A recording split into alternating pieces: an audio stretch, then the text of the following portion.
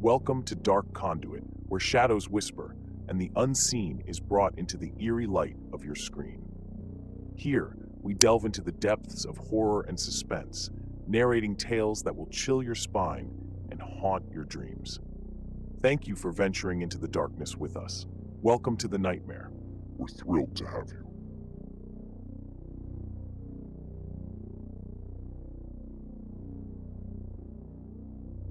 Title: Hunted on the Pacific Crest Trail.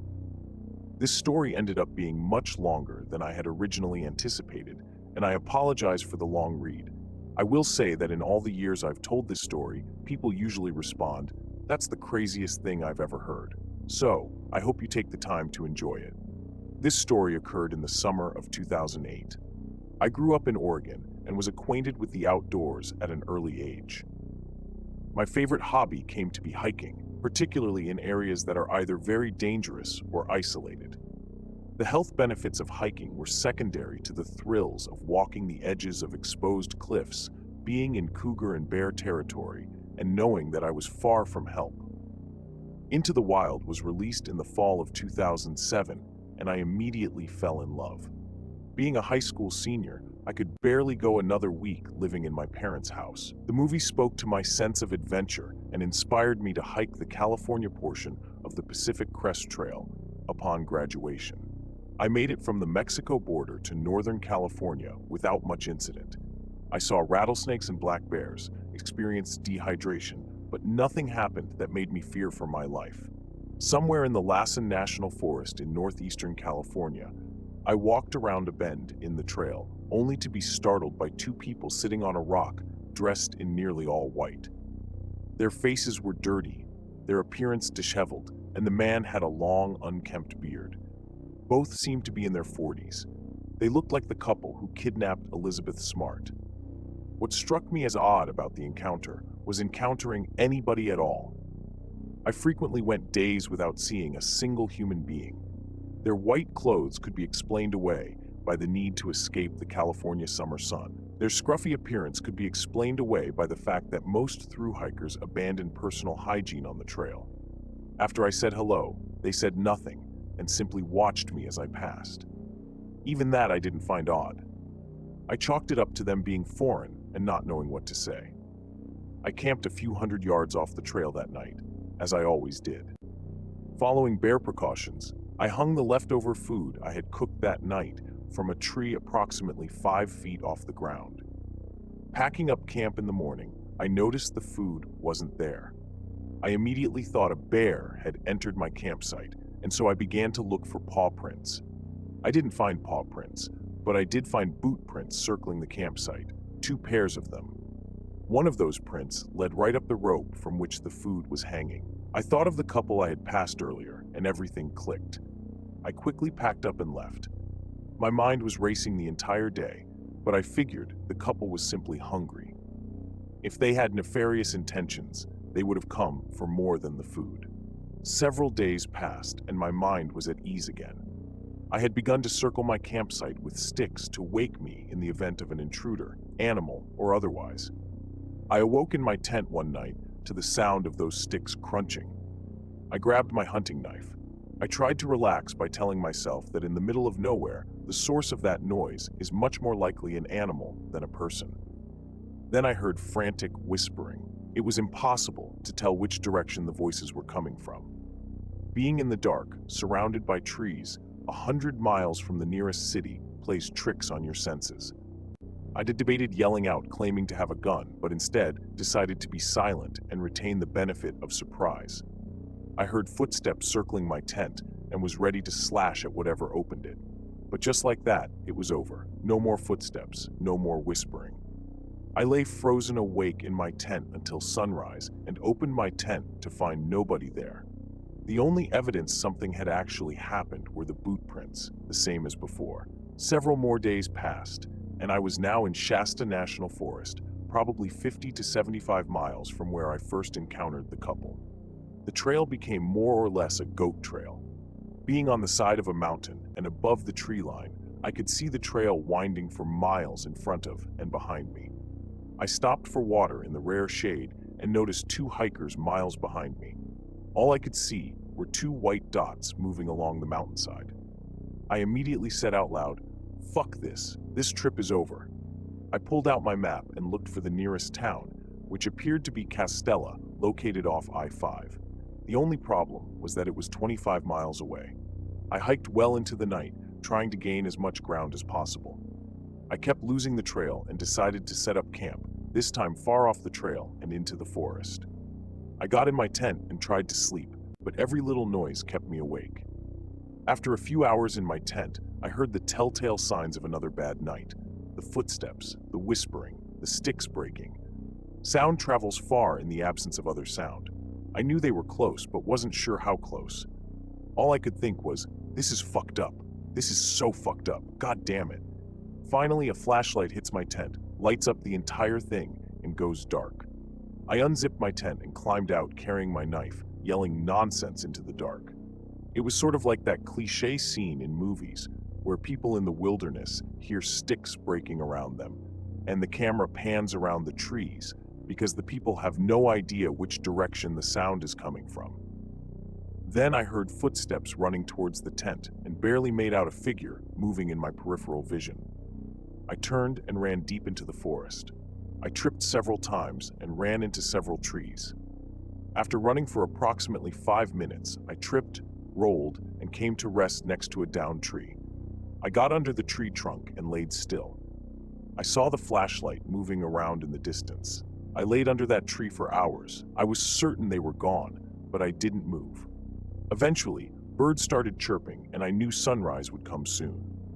Once it did, I made my way back to the trail, abandoned my campsite, and walked the rest of the distance to Castella, where the Pacific Crest Trail crosses I-5. I hitchhiked my way to the town of Mount Shasta and spoke with the police and Forest Service. They put me up in a motel for the night, and my parents drove from Oregon to pick me up the next day. I followed up with the police and Forest Service months later, who told me there had been similar reports of items disappearing from campsites throughout the surrounding national forests. However, there had been no other reports of the terrorizing that I experienced. As far as I know, nothing ever came of the couple.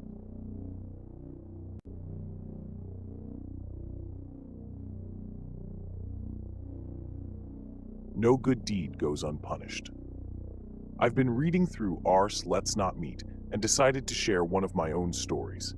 This happened in the fall of 1993, when I was 20 years old.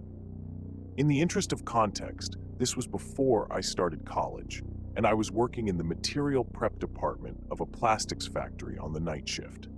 I was the only woman in the department, and my male coworkers were initially skeptical that I could handle the job, but I proved myself and earned their respect. It was hard work, but on the plus side, it also put me in the best shape of my life. It was also about this same time that I dumped my abusive boyfriend. He was verbally, emotionally, and physically abusive, as well as an alcoholic. This fact, more than anything, is probably why I got myself into this situation in the first place. I had just gotten off work, and it was about 1:30 a.m. My car was running on fumes, so I stopped at a local gas station to fill up. While I was pumping gas, a woman about my age approached me, looking nervous and scared. She said that she had been at her boyfriend's house and they'd had a fight. She'd walked to the gas station to use the payphone and call a friend to pick her up. On her way to the station, a car pulled up as she was walking, and the guys inside started catcalling and harassing her. With a slight movement of her head, she indicated a car that was parked off to the side by the gas station dumpsters.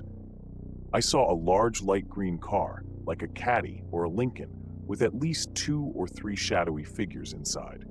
She said they threatened her, and she was too scared to call her friend and wait.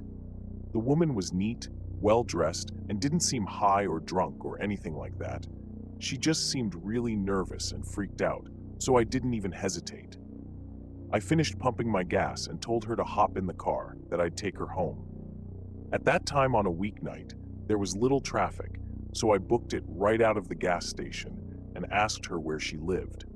She kept twisting around in the seat to see if the car was behind us, and when I asked her to put her seatbelt on, she ignored me and kept looking for the car. I assumed she was just scared. A few blocks down the road, however, I noticed she was looking around the car, and she started asking me about money.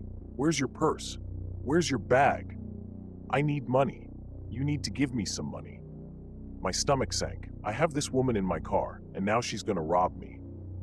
But when I thought about it, robbery just didn't make much sense. I was driving a 1985 Chevette, affectionately nicknamed Shitbox, and was wearing my work clothes, a ratty t-shirt and jeans with combat boots.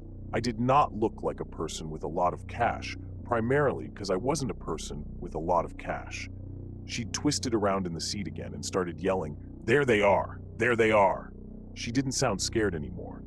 I checked the rear view, and sure enough, the light green car is right behind me. She started cackling and bouncing up and down in the seat. "My boys are gonna fuck you up, bitch! They're gonna fuck you up!" She's laughing like crazy, opening the glove box, looking in the back for a bag or purse, telling me all the messed up shit these guys are planning to do to me. Now, if I had been smart, I would have just driven to the police station. Actually, if I had been very smart, I would have called the cops from the gas station and waited with her until they arrived. That would have been the intelligent thing to do. Unfortunately, none of this crossed my mind until later. In the moment, I just got really fucking angry. I realized three key things all at once. There was an intersection up ahead, with cars on either side waiting to cross, and the light had just turned yellow. I had a spare box cutter that I kept for work in the driver's side door compartment. The crazy bitch still hadn't put on her seatbelt. I didn't think. I floored it and passed under the yellow light just as it turned red. I glanced back to see if the green car was still behind me, but the cross traffic at the intersection had started to move, and they hadn't caught up. The bitch started yelling. I slammed on the brakes, and she hit the dash and windshield with a solid and viciously satisfying crack. When she rebounded to the passenger seat, I had the box cutter in her face and was screaming some serious batshit crazy. I can't remember exactly what I said, but it was along the lines of, "Get the fuck out! Get the fuck out of my car!" and a bunch of other crazy shit. The crazy screaming and box cutter combo worked. She grabbed blindly at the handle and popped the door open, and I started shoving and punching her until the bitch tumbled out the door to the curb. I stomped on the gas, got to the next turn, and squealed around it with the passenger door still open. I made a few more turns because I was afraid that the green car might catch up to me. After a little while, I stopped to close the passenger door, and then I cut across town and got onto the highway to go home. I was on the highway for about 5 minutes before the shakes started.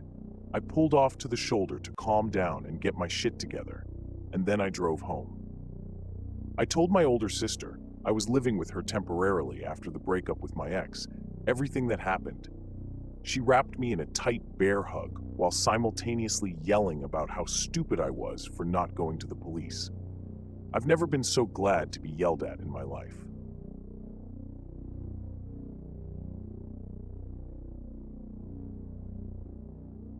As our journey through the shadows comes to a close, we want to extend a heartfelt thank you for watching.